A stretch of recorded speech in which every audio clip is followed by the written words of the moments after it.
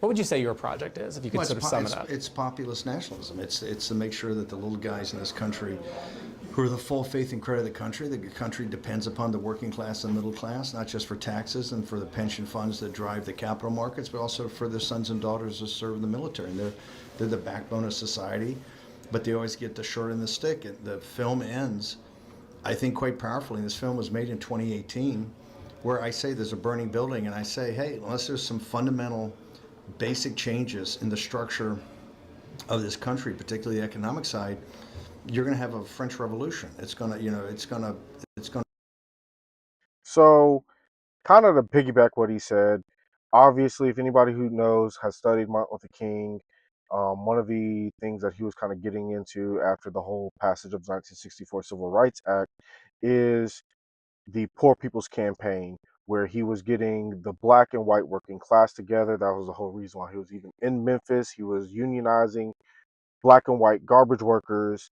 And of course, he got shot. Now, if you really did some research, I would definitely recommend reading the book by William F. Pepper, The Lawyer for Coretta Scott King, and then you will understand that it was a whole conspiracy by the government to assassinate King because he was talking about um, economic populism. But one of the quotes that King actually used was, "I am afraid that I've integrated my people into a burning house." And of course, there was different aspects and thoughts kind of tied into that statement. But one of the thoughts was, I have literally did this movement, the civil rights movement, to the point where we are on a sinking ship.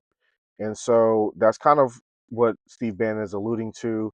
Um, and to kind of give a little bit of backstory about my life, I had the opportunity when I was about 13 years old to go to Paris with my mom, and we went to the Versailles. The Versailles is obviously one of the biggest castles in France that um, the king and the queen stayed at. So, literally, what happened was during the French Revolution, the people were so poor that this dumbass bitch, Queen Marie Antoinette, had this bright idea to go out and say, let them eat cake while she eats cake. And so, of course, if you're starving, you're hungry, you're a peasant, you're poor, you're dealing with this feudal system, and the people you're being oppressed by the lords and by the nobility at that time, you're going to rise up and conduct a mutiny. So they ran in, king to kill, king